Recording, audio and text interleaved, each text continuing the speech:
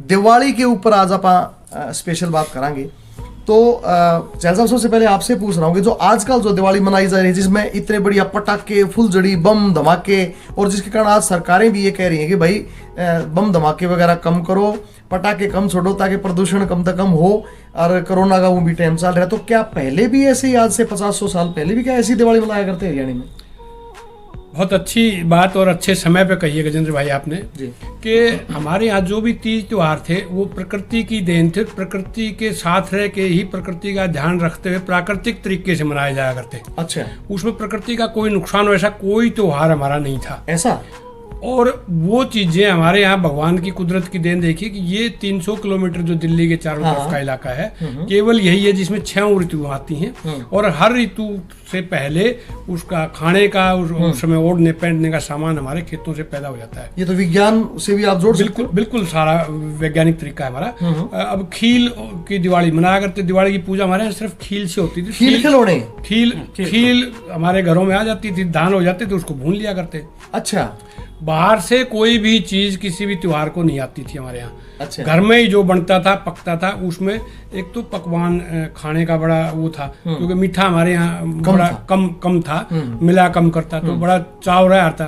दूसरा, कपड़े होली ना आया करते या दिवाली, सर्दियाँ के दिवाली में आ जाते और गर्मियाँ के होली ना आ जाया करते। दो ही बात थी हमारे यहाँ। अच्छा। कुर्ते पजामे इकट्ठे थान लिया करते, एक 8 साल का भाई, एक 12 साल का, एक 14 साल का, दर्जी अपने आप बिना नाप लिए वो फिटिंग कर दिया करता। अच्छा।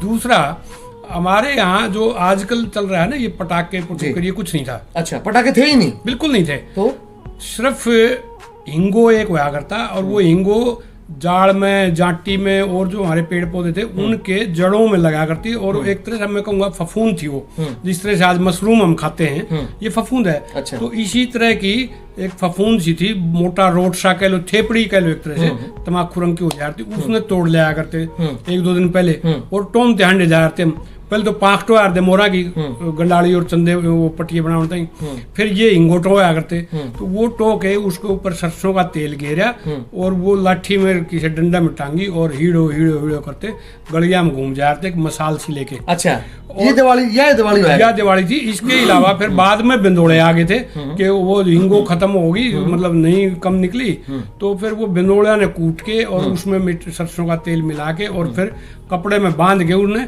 और उसमें आग लगा के उसकी एक मसाल लेके गांव में बड़ा इकट्ठे हो गए, कलकी मारते मारते बस एक जुलूस काट दिया थे बस।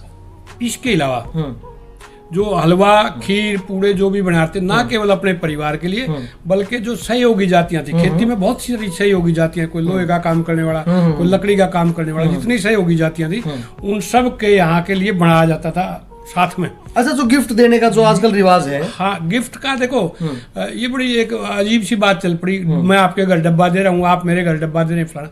हमारे यहाँ तभी होता था जब कोई मौत हो रही है। अच्छा। और उस घर में कुछ बन नहीं सकता, हलवा, खीर वगैरह, तो उसके यहाँ थोड़ा थोड़ा करके अड़ोसी पड़ोसी पहुंचा दिया, उसके बाड़े भी खा ले, उसके बाड़े उसको क्या कहा तरस से नहीं, सीधा वो न्यू कहा भाई उसको फलाना का दिया, और उनका को नहीं बना भाई, त्योहार ना मनाए, 8 दिन आ गया। अच्छा, 8 दिन। हाँ भाई, कोई ओजंदा हो गया उनका, ओजंदा हो गया भाई, तो वो दिया करते, तब वो था। बाकी कोई इस तरह से वो नहीं था कि भाई वो करते हो।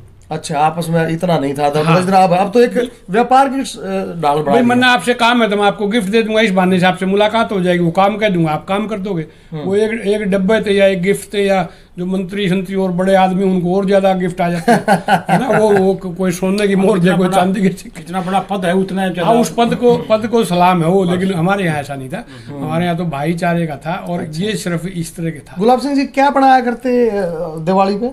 दिवाली पे खाने में मोस्टली खाने में खील खिलौने तो भाई साहब ने बताया, हलवा और खीर, दोनों चीज बनाया करती। अच्छा। और वो कई बार जैसे भाई बेचना है तो चावल, अच्छा, घी पूरा उसमें डालेगा, शक्कर डाला करते, खीर शक्कर जो ना, बेगर चावल। तो आप तो रागनियों के इतने महमीय कलाकार हैं, आपने 50 साल से अधिक हो गए सेवा करते हैं हरियाणवी लोक संगीत की, तो कुछ गीत गात भी दिवाली के आसपास कुछ लोग इकट्ठी हो गए कि थोड़ा है? 4 बजे लड़कियां सूती उठ के कार्तिक नाम जानती। अच्छा। और सीधी पहला गीत तो उनका एक होया करता, राम और लक्ष्मण दशरथ के बेटे दोनों बड़े खंड जाए जी कोई राम मिले भगवान। क्या बात है, वाह। इतने बढ़िया गीत। अच्छा। और जब वो कुएं में पहुंच जाती, एक ही गीत गाया करती? नहीं बस? नहीं, ये तो और? रास्ते का गीत था। अच्छा, कोई और भी था? घर से चलकर जब तक वहां पहुंचती, ये रास्ते के गीत थे। अच्छा। परस चढ़ता अपना बाबल बूझा, है। कहू कातिक नाया हो राम। वाह। कातिक नाराय बेटी बड़ाए दो वेला, लालू ने बाग बगीचे हो राम। वाह वाह वाह। आज ये जोड़ वाह। कर रहे हैं कि भाई पेड़ लगाओ। हाँ, हाँ। ये तो हमारे 100-150 साल पहले हमारे आम गांव में थी ये बात। प्रोत्साहन गीतों से करा करते। अच्छा, यानी कि जो हमारे आपने बताया कि जितने भी हमारी ऋतुएं थी उनके रिलेटेड ही हमारे त्योहार थे। त्योहारों में भी समाज सेवा का और समाज में कुछ देने का या आप ये लगा ली पे बैक टू सोसाइटी का नियम था, भाई बाग बगीचे ला लो, उसमें भी संदेश था। बिल्कुल बिल्कुल था। इसके अलावा जी। खास बात ये थी कि जो भाईचारा था ना, वो अलग अलग उस पे, जैसे होली पे इकट्ठे धुलेंडी खेलना, दिवाली को मनाएंगे तो उस हिसाब से जो ना अपना इकट्ठे होके ना बैठना उठना, और खास तौर से मालपूड़े बना लिया थे जी। हलवा की शर्त ला लिया थे।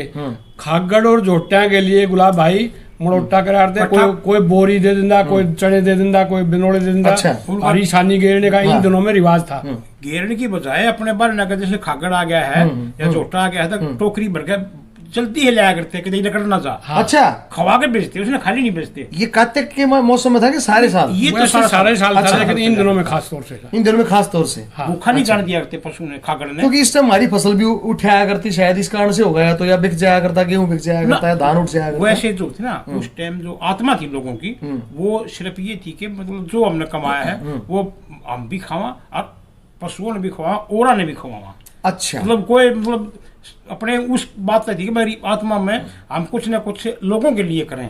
एक जमींदार है, उसके पास 4-5 भैंस, अच्छा घी दूध है, तो वो जितनी सहयोगी जाती थी ना, उनको बुला बुला के भाई महाराज जरूर आइए, भाई अच्छा। महाराज जरूर आइए। अच्छा। और वो इकट्ठा करके उसके ज्यादा हो जाया करता, अपनी शान समझते थे वो। है ना। उस आदमी जो लेके आता सहयोग, उसके पास ज्यादा हो ज्यादा जाता होता, था। हाँ।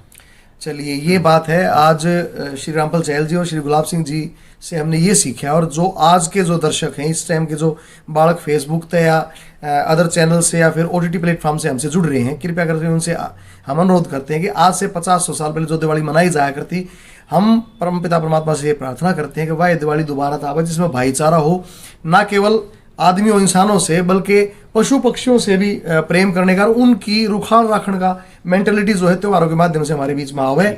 इसके साथ साथ जो पुराने फोक आइटम्स हैं उनको खाने का और बांटने का चलन बढ़े, ताकि ये जो मिठाइयाँ में बहुत ज़्यादा मिलावट आने लग रही है, दूध में भी और घी में भी, उससे भी हमारा छुटकारा लगा। और ये जो पटाखे और बम जो हम प्रदूषण ने और दुगना चौगुना करने लग रहे हैं, जिसके कारण कोरोना में भी बहुत समस्या आ रही है, वो भी घटे। तो चलो, दिवाली ताई हम सब की ओर तो था ताई बहुत बहुत राम राम। और दिवाली ठीक ठाक मनाइए। एक बात गजेंद्र भाई और जी। कि हमारे पूर्वजों ने जलाए थे घी के दिए, हमने भी जलाए हैं तेल के चिराग। अगली पीढ़ियां क्या जलाएंगी, ये उनके ऊपर छोड़ते हुए आप सबको दिवाली की बहुत बहुत मुबारक। बहुत बहुत शुभकामनाएं। राम राम जी। राम राम।